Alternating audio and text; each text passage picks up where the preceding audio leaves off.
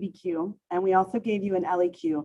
And I know some of you are only going to do a DBQ if you're doing the digital version of the exam, but we're going to start by going over some things with the DBQ first, and then we'll move to the LEQ. And the prompt you see on the screen was evaluate whether the French Revolution was caused primarily by Enlightenment ideas or economic concerns.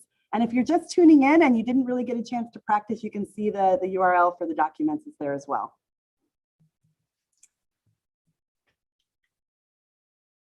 All right, so we're going to start off with showing an example of an introductory paragraph for the DBQ that received credit for both the thesis point in our A category and the contextualization point. So again, we're starting with context. Todd and I think that's the way we really want to start these essays, is by setting the scene. So if you want to read along with me, this was in the blue color and the aqua color. The Enlightenment era was an age that brought on changes and challenges to previous knowledge that was thought to be fact. The philosophical movement dominated the 18th century and provided new ways to think about authority, liberties, government, and reform. Within this age, there were numerous philosophers whose ideas were extremely influential. Now we're getting some evidence here, which is what we want with context. John Locke specifically said that people gave the government the right to rule and that it had a duty to protect the rights of people. However, in France during this time, Louis XVI neglected his people as they suffered worsening economic burdens while he and his family lived luxuriously. His incompetence to properly address the struggles of his people and use his government to protect their rights led to even greater problems, such as full-blown rebellion and revolution. So that's really nice setting the stage. That's some nice background. There's some facts in there for contextualization. That would definitely get the point. And then we move on to the actual thesis statement. Although the French Revolution was caused by growing economic problems, nice nod to that other side, it was mainly the influence of the Enlightenment that led to the French Revolution. Now moving on to the line of reasoning. Because the people of the Third Estate wanted more representation in government and reforms concerning status throughout the nation, ideas distinguished by that intellectual movement. So this was Jackie from Winter Park High School in Winter Park, Florida. They're the Wildcats, another Florida girl here doing a great job. This is a really nice introductory paragraph that starts off broadly, moves down to the thesis statement, has a nice line of reasoning. Really nice job on this first paragraph. This would definitely get the 2 points. Yeah, that's really well done, Jackie. Nice job. Yeah, very good job. All right, so that was the first 2 points in the DBQ. We wanted to show you an example of someone who receives credit for evidence using the documents to support an argument. And this is from Caroline in West Albany High School, and they are the Bulldogs. So we'll start off, again, we're starting with the beginning, sort of a topic sentence. The economic status of the Third Estate was grossly different from that of the clergy and nobility, both in terms of quality of life and economic treatment by the government. This economic inequality stirred much of the discontent among the Third Estate that sparked the revolution. All right, so now we move into using actually a document to support that. For example, the government heavily taxed the Third Estate while the First and Second Estate paid no taxes at all, as illustrated by document 3, a French political cartoon showing a figure representing the Third Estate carrying the First and Second Estates, the title of that image. Many found such tax policies to be absurd and unfairly burdensome on the First Estate. And document 3 depicts a member of the Third Estate identifiable by his worn out clothing, tired hunched stance, and farm tool in hand, carrying the members of the First and Second Estate on his back, identifiable as higher class by their polished shoes and tights, elaborate costumes, and powdered wigs. So Caroline absolutely made a little error in her writing, but we absolutely know that she understands the image and that she understands that it's the Third Estate carrying everyone. The peasant's ability to tend his crops is hindered by the weight of the men on his back. And so that's a really nice description of the content of the document and understanding the image. I know a lot of students struggle with images, but Caroline did a really nice job with that. And then brings it back to the argument. This symbolizes the broader paralysis of France's economy due to expenses and corresponding taxes incurred by the nobility clergy lifestyles, the lack of economic accountability of the nobility and clergy, and the disproportionate impact of this weak economy on peasants. Really nice analysis, bringing this back to support her argument. So this was a great example of a student who is using a document to support an argument and being really explicit about that. So very nice job. This is that higher level evidence from the documents point that we talked about when we went over the rubric. And Katie, if I can just interject real quick here. Yes. You and I have both seen a number of essays where the student just starts with the document. They say, in document one, it says, Yeah. And you cannot do that because it's really explicit that it has to be linked to an argument. So Caroline has done that here. She's led with her argument. That's her topic sentence. Then we unpack the document. If you just begin telling us what the document says and there is no argument linkage, it's not using the document correctly. Okay. Really important. And so the last thing I'm going to show you today from the DBQ is an example of someone who used evidence beyond the documents in their response. And this is, a little bit shorter than the last one. This is from Ryan at North Augusta High School, and they are the Yellow Jackets. And so Ryan starts off, Enlightenment ideas of equality and progress clearly motivated the French Revolution. Again, short and sweet topic sentence. We know what the argument is that Ryan's going to make in this paragraph.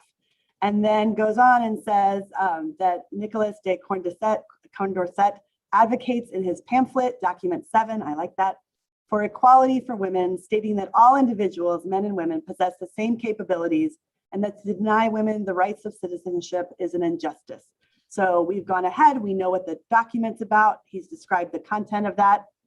And then goes on, for a man to be arguing for this shows the impact of Enlightenment ideas, particularly those of equality, on the French Revolution. And I like them. Definitely, we're going back to that argument about equality.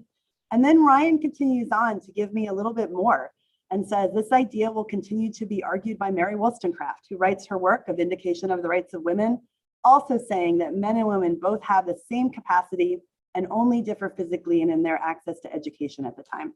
So this was a really nice weaving in of a piece of evidence that's relevant to the argument. It's not contained in the documents. It's completely in the time period and the focus of the question. And I thought that was a really nice example of bringing in that piece of evidence. So very nice job, Ryan, from North Augusta. Yeah, that's clever. Nice. It's nice job, Ryan. All right, we're going to switch over to analysis. Sometimes and sourcing. We like to call this sourcing. But this is part of the lesson we had last week. Remember we said, hey, you need to make the source happy. So let's see if Allison from Roland High School in Roland Heights, California, they are the Raiders. Let's see how she's done here. It begins, one reason why the French Revolution was motivated primarily by economic concerns was because France was in huge debt. According to Jacques Necker, who was the finance minister, he stated in a report to the king that France was spending more money than they were receiving, and its loans have been canceled due to frequent delays of payments. And so one of the things we were teaching you last week was to use this T structure, right? Topic, sentence, evidence, analysis. And so we definitely have in the blue there that topic sentence, including the attribution statement, according to Jacques Necker, right? That way we're attributing where the source of this information is coming from. It continues, this shows that France's dire economic issues primarily caused the French Revolution because France had no money to pay its bills, which forced the king to call the assembly of the notables who refused to agree to be taxed, thus forcing the king to call the Estates General, who had not met in 175 years to resolve the immediate financial crisis. And there's that attribution statement, but then there is our evidence. We have a summary or description of what's going on in the document, and actually a little bit more by telling us that they hadn't met in 175 years. Then it continues, the historical situation was, oh my gosh, I love when you lead with that kind of language, cueing the reader, cueing yourself. This is my intention. This is what I'm going to do. That France was in a deep financial crisis because they spent a lot of money fighting in various wars, such as, oh my gosh, evidence and examples, the 7 Years' War and the American Revolution, as well as maintaining the luxurious lifestyle of the monarchs. The historical situation is important because, oh my gosh, that's perfect. I love this so far. It shows how France's debt kept growing, but France failed to get more revenue to pay its bills. So this leads to the unintended consequences, the creation of the National Assembly and the Tennis Court Oath as a result of Louis's desire to solve the immediate financial crisis, Doc 1. Oh my goodness, Wow. Allison, you're making me really happy here. We've got historical situation. We're making this source very happy. It is important because that's our analysis. And then, yep, we're going to end with our in-text citation doc number. That's really well done, Allison. Great job. That's awesome. And I really agree with you, Todd, that using those words that are in the rubric, that just signals that you're on the right track. It keeps you focused. It lets whoever's going to read your essay know that you understand what your job is. So I really like that. That's great. Yeah, and if we were writing a more polished piece for something that's being published, we can be a lot more clever with our language, but this audience is, you're in a testing situation and you need to be really direct, and you know the clock's ticking. So this is really nicely done. Yep, absolutely. We're going to talk about complexity, and this is just from the rubric. So what is complexity? And I get this question, Katie and I get this question a lot from teachers and from students. And so let's just, what it means to demonstrate a complex understanding of the historical development that is the focus of the prompt. To use evidence to corroborate, qualify, or modify an argument that addresses the question. So that's the language of the rubric. And there are many paths to demonstrate complexity. They give you these 5 bullet points as an example. It can occur in a variety of ways. If you were watching how we structured the essay on Thursday last week, it kind of gives you a way to get at the complexity that's very deliberate. And I think a lot of students, the feedback we were getting is they really liked having that plan that really helped them feel more confident with their writing. And understand that it has to be part of the argument, not merely a phrase or reference. And I want to say part of the argument. Sometimes we see these things kind of thrown in at the end of the essay, and they're not connected to an argument, and it just isn't going to work. Okay, so what does it look like? Here is a student response. This is from Ava at Eureka High School in Eureka, Missouri. They are the Wildcats. This is Ava's third body paragraph of the essay response.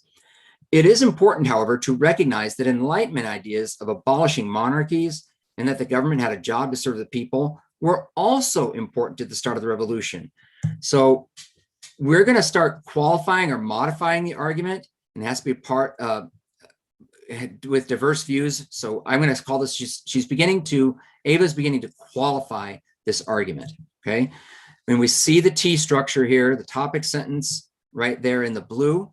But you can also tell by the T structure in the topic sentence, it's important to recognize that Enlightenment ideas also served. So this wasn't Ava's primary argument, but Ava is giving an acknowledgement to the evidence that was there, that there is another argument to be made.